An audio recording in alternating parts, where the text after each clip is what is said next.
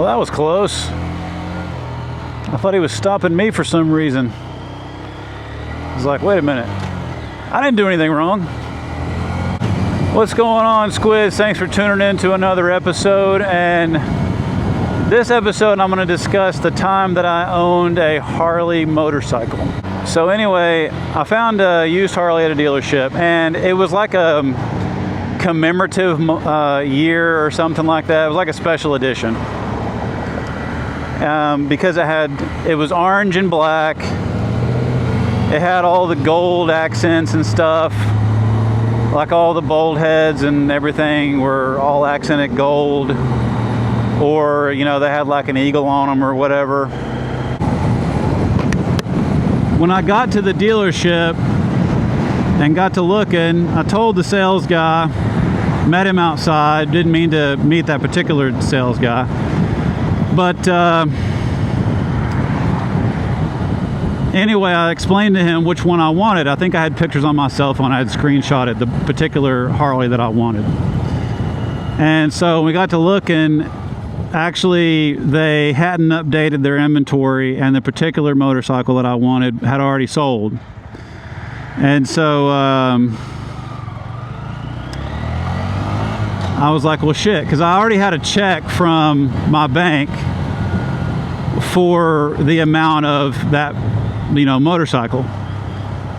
And between the time I talked to somebody the first time at the dealership and the time I actually got there, they had sold the bike and didn't tell me about it. But anyway, I settled on a 2013 Sportster, and I'll at some point within the video here, I'll put some pictures of that particular bike up, and if I can get a video or two of the sound of it.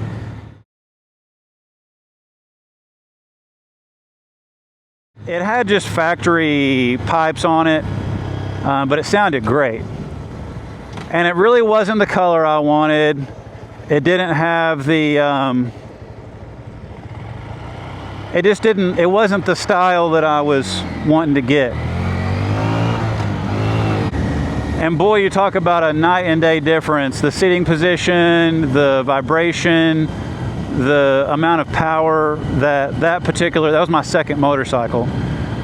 All of that compared to the first one was night and day. It was a night and day difference. Crazy. It was a great bike though, loved it. But I will say this about the Harley, about owning a Harley. It's not a poor man's motorcycle. And I'm just saying, like, the basic maintenance is expensive. Any kind of part for that particular bike, if you want to go with like, you know, a Harley, like a genuine Harley part, it's expensive. I'll give you a quick example. An oil change on that 2013 1200 Sportster was like $140 something at the dealership. But here's the cool thing about that motorcycle is that the engine oil and the gearbox oil are the exact same. It uses the same fluid for everything, which makes it super easy if you want to change it yourself, because both areas that hold the oil, like I say, are the exact same type of oil. But owning a Harley is not a cheap man's motorcycle. Just to do basic maintenance, it's stupid expensive. Now, you know, I guess if you were more mechanically inclined, unlike myself, you could get away with it a lot cheaper. I mean, I did everything at the dealership, so, you know, I paid more for that.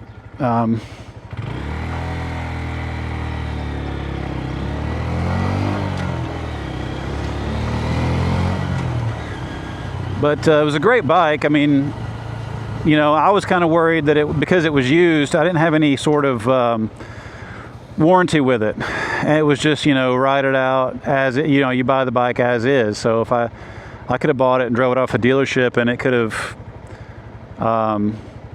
crapped out on me on the way home, and I would have been out of luck. I would have been screwed. But for the years that I had it for 2 or 3 years. Never had any issues, never had any mechanical issues whatsoever. So, you know, when I bought it, it was already a couple years old, couple to 3 years old, but never any issues, maintained it and all that. I didn't have to change out any parts like tires or anything, because I didn't ride it enough, and the tires that were on it when I bought it were in fairly good shape, so that was good. But yeah, you should definitely experience it at once, you know, at least once. But I think the Harley, I don't know, just something about that Sportster 1200 and that rumble and that sort of laid back seating stance. It was comfy. I looked good on it. It felt good. It was a great bike. It was a really pretty bike too, actually. I mean, it had that fat front wheel, which I wasn't crazy about. And people that are more like Harley connoisseurs will know that particular model and all that kind of stuff, where I don't know that. But